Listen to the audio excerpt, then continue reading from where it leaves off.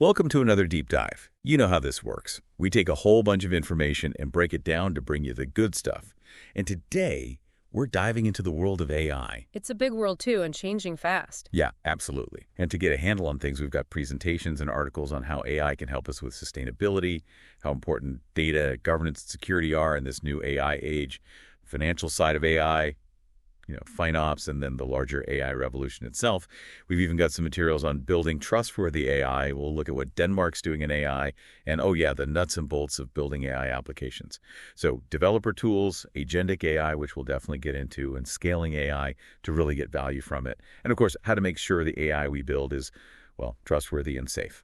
It's a lot to cover, but the goal is to see the common themes that run through it all, and also the unique message each area brings. We want you to walk away, or I guess keep listening, with a solid understanding of where AI is at right now, and maybe even have a couple of those aha moments. Definitely. And we want to do that in a way that makes sense, whether you're just starting to learn about AI or you're already knee-deep in the tech. Exactly. So shall we jump in? Let's do it. Okay.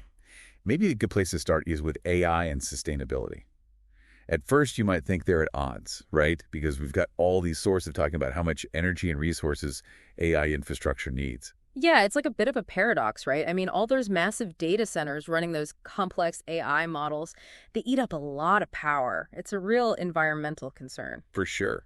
But one thing that struck me was Microsoft's commitment to being, well, greener. They're aiming to be carbon negative, have zero waste, and even be water positive by 2030.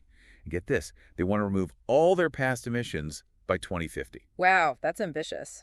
Right. It shows how serious the issue is. And they're not just talking about it, they're walking the walk too. There's this cool example of their data center in Denmark. They're using renewable energy, aiming for LEA Gold certification, which is a big deal in sustainable building. And they've got a crazy low PUE, the power usage effectiveness. It's just 1.16. That's impressive. Yeah. And on top of that, they're using the waste heat from the data center to heat a bunch of homes nearby. And their water usage is practically nothing, and they're recycling something like 78% of their end-of-life equipment through their circular centers. Okay, so real action on reducing AI's impact. But here's the flip side, and this is where it gets exciting. The same AI that needs all these resources is also being presented as a powerful tool for sustainability. It's like a double-edged sword. I know, right? One of the presentations even calls it game-changing. Like AI could be a key to creating a more sustainable future. Definitely. One example that comes to mind is using AI to discover new materials for batteries. Oh, yeah, that was fascinating. Think about it. Finding new battery materials used to take forever. It was all trial and error and educated guesses. But AI, especially generative AI, can test millions of potential materials in just a week. It's mind-blowing how fast it can work. And they actually found a new material that uses 70% less lithium, replacing it with sodium. That's a huge step forward, not just for the environment, but also in terms of cost. And it's not just about batteries. AI is great at analyzing super complex systems in the real world, like, for example, home energy management. The Watts Home Grid project. Yeah. They're using AI to help people make more sustainable choices about their energy use. So like managing solar panels and charging electric cars in a smart way. So AI is helping to make green choices the easy choices. Exactly. And there's this other really cool idea of AI helping the people working on sustainability projects. Oh, yeah. I think they talked about speeding up the process of getting permits and licenses for clean energy projects. Right. It can take forever. Yeah. But imagine having an AI assistant that helps you draft all those documents, checks them against all the regulations, and even does a review before you submit them. That would free up so much time for the experts to actually work on the project itself. It's like AI is giving them superpowers. Totally. So it's clear AI has a dual role in sustainability, but it doesn't stop there.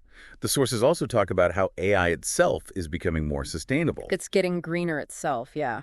So what are they doing to make the AI itself more eco-friendly? Well, for starters, the hardware is getting more efficient. The next generation of those powerful GPU chips, like NVIDIA's Blackwell, they're saying it'll be 25 times more energy efficient. Wow, that's a big jump. Right. And Microsoft's Maya 100 AI accelerator, it's designed for better cooling, which saves energy. Plus, more data centers are using liquid cooling systems, which are way more efficient. So less energy for the same amount of computing power. Makes sense. But what about the software? I mean, all those large language models, the LLMs, are they getting greener too? Absolutely. They're working on making them faster and cheaper to run. One way is this thing called efficient inference, using phase splitting. It's like breaking down a big task into smaller chunks so it can be processed more efficiently. Like divide and conquer. Exactly. And then there are domain-specific LLMs. They're smaller and faster because they're trained for a specific task. And there are even small language models, SLMs, which are designed for very specific jobs and are much more efficient because they're smaller. So all kinds of ways to make them leaner and greener. Yeah, even the newer reasoning LLMs need less training data, which means they use less energy. So it seems like the industry is really pushing to make both the running of AI and the use of AI more sustainable. That's pretty encouraging. I think so too. All right, let's switch gears a bit and talk about data governance and security in the AI age.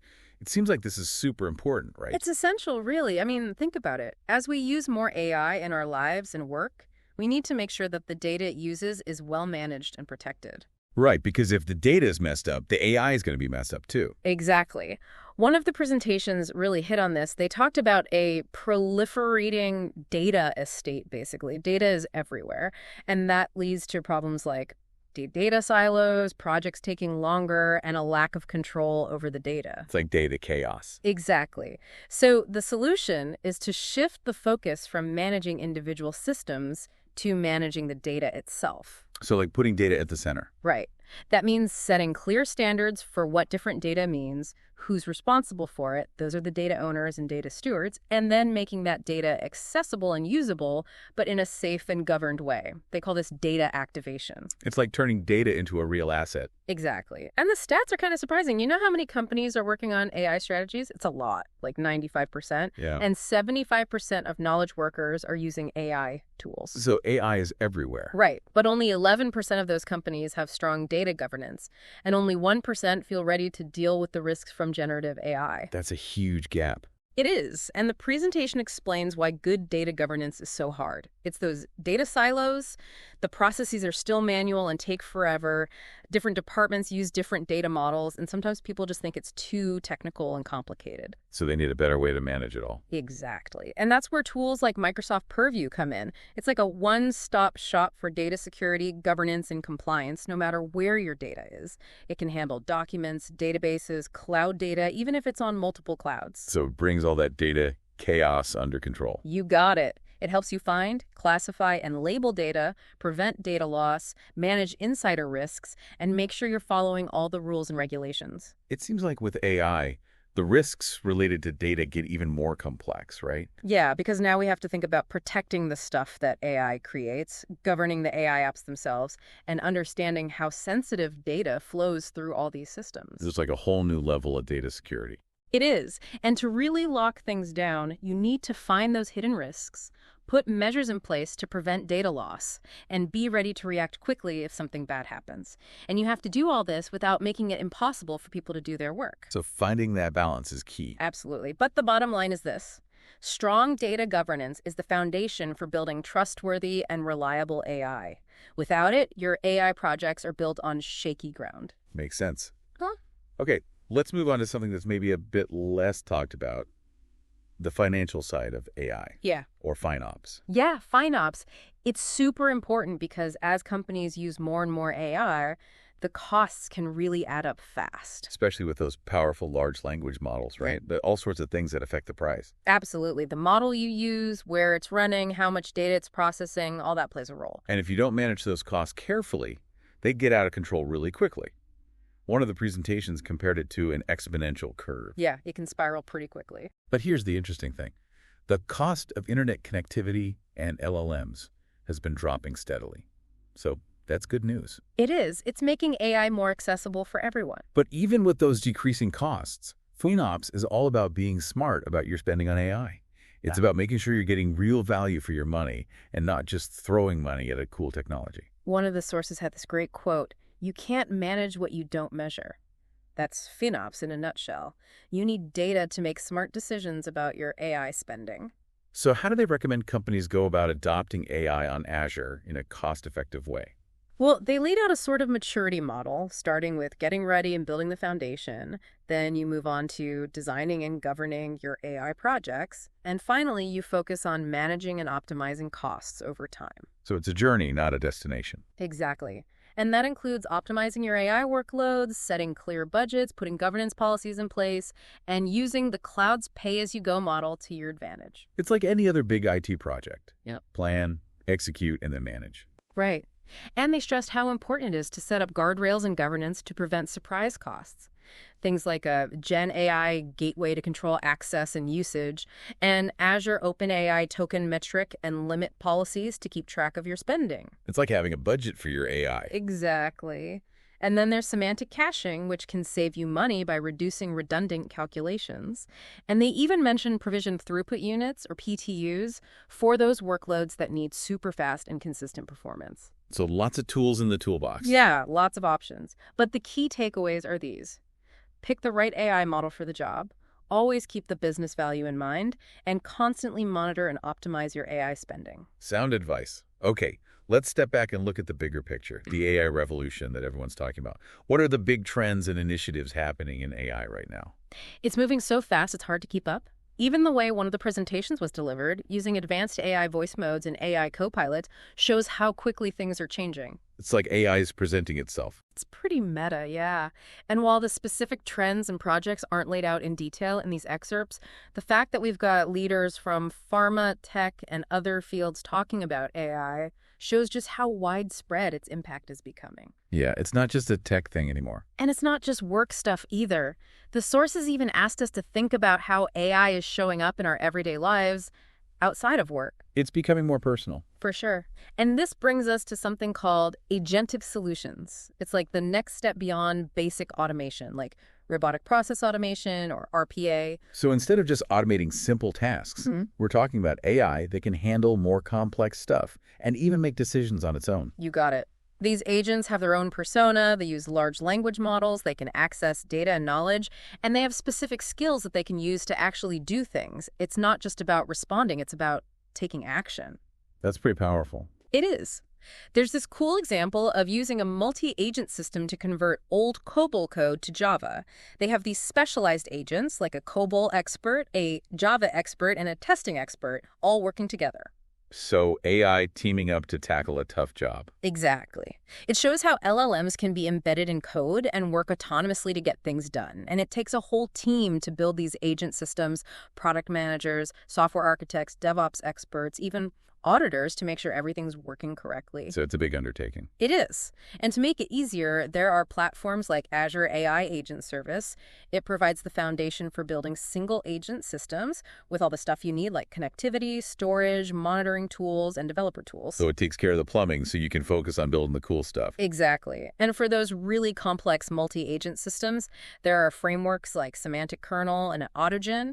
They help you orchestrate the communication and interactions between the agents. It's like building a little AI society. In a way, yeah. And there are other tools that are speeding things up too, like the Azure Developer CLI or AZD, which has pre-built templates for common AI scenarios, and Prompty, which is a cool tool for creating and refining those prompts that we use to talk to AI. It's like having a better way to communicate with AI. Exactly.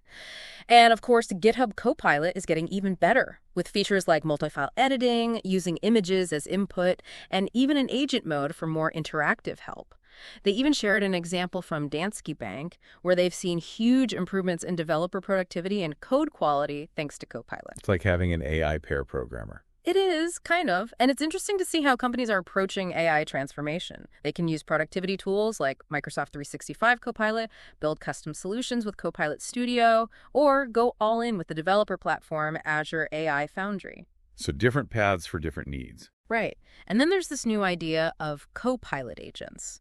These are AI assistants that are specifically designed to automate business processes. They've got an orchestrator to manage tasks, knowledge grounding to give them context, specific skills to do stuff, a certain level of autonomy, and of course those LLMs powering it all. So like specialized AI workers. Exactly. And they come in different flavors too, from simple ones that just retrieve information to more complex ones that can handle tasks and even make decisions. And they gave an example of a real-world agent. Yeah, Arla Foods built a bot called Arla GPT using Copilot Studio. It helps them track invoice status. So pretty practical stuff. And it's made things more efficient, and their users love it. So wins all around. Exactly.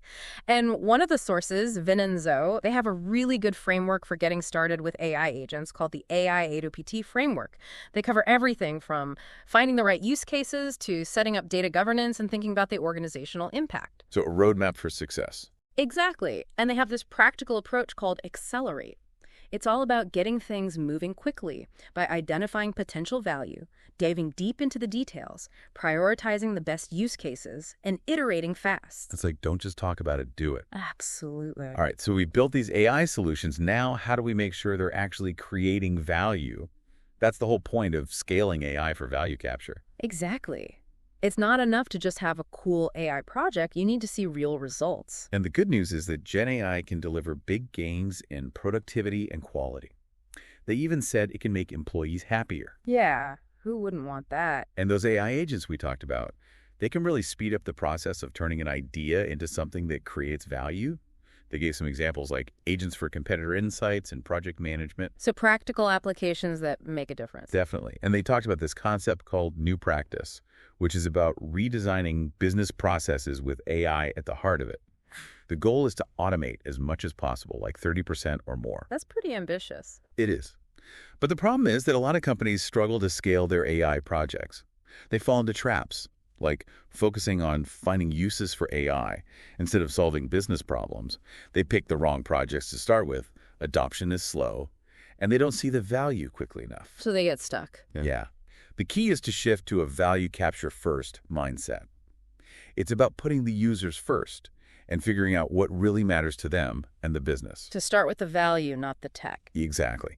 And when companies adopt AI broadly, it can boost productivity, help them develop even better AI agents, and even lead to completely new solutions that they never would have thought of before. It's like AI sparks creativity. It does. And the sources stress the importance of setting baselines and measuring the impact of your AI projects.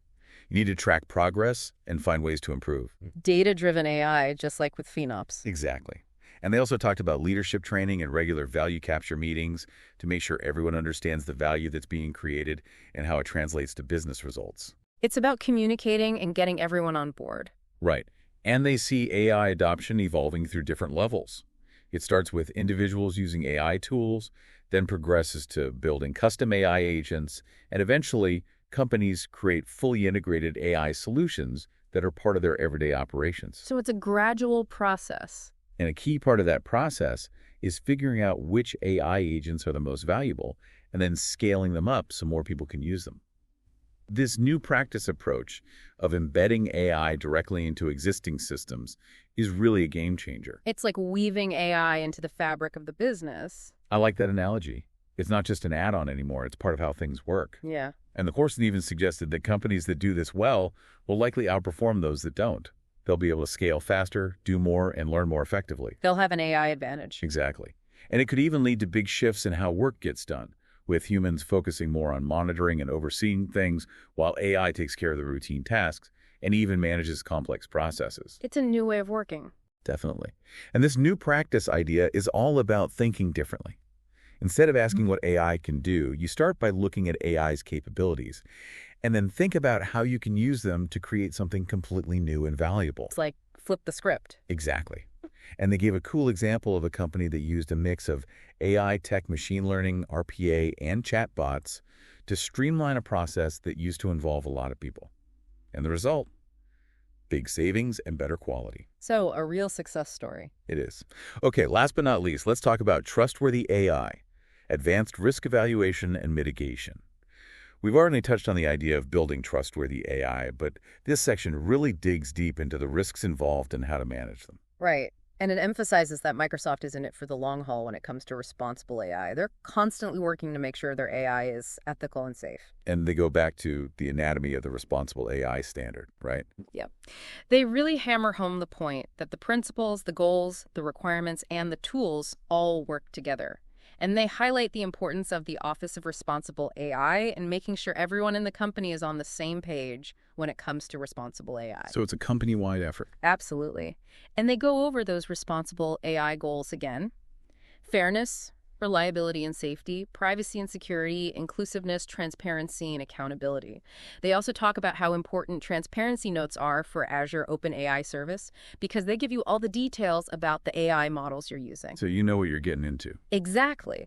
And with generative AI, they bring up those risks again, like ungrounded outputs and jailbreak attacks. And they spend a good chunk of time talking about Microsoft Azure Cloud Trust, all the security measures they have in place, things like data encryption, keeping your data separate from everyone else's, meeting all those compliance standards, and the big one, your data is your data. They don't use your data to train their AI models without your permission. That's a big deal. It is. It's all about building trust. And they were very clear about what kind of data Azure OpenAI Service processes, and they reiterated that your prompts, the stuff the AI generates, your embeddings, and any data you use for fine-tuning are all private. They don't share it with other customers or OpenAI, and they don't use it to train their general AI models unless you specifically say it's okay. It's your data, your choice. Right. And they even talked about how certain customers can opt out of abuse monitoring and content filtering if they need to, but they explained what that means for data storage and review processes. So transparency is key. It is. It's all about being responsible with AI. Exactly. You have to think about the risks and take steps to mitigate them. And that's something that never ends. As AI evolves, so do the risks, and we need to keep learning and adapting. It's a continuous journey. Well, this has been a pretty intense deep dive into AI. I think it's clear that AI has the potential to change the world in amazing ways. Everything from making the planet more sustainable to helping us work better and faster, and even coming up with completely new ideas. The possibilities are pretty incredible, but it's not just about the technology itself. It's about using it responsibly and making sure it benefits everyone. Exactly. We need to think about the ethical implications, help people adapt to these new ways of working, and never stop learning, because AI is always evolving. It's a wild ride, for sure. It is. And for you, dear listener, we want to leave you with a question. After hearing about all these amazing possibilities and potential pitfalls of AI, how do you see this balance shaping your own future and the future of your work? Which of the areas we talked about today, sustainability, data governance, managing AI costs, ethical AI, or building intelligent agents, really grabbed your attention and made you want to learn more? It's worth taking some time to reflect on these questions because AI is going to be a big part of all our lives going forward. It definitely will. Thanks for joining us on this deep dive. We'll be back soon with another exploration of a topic that matters.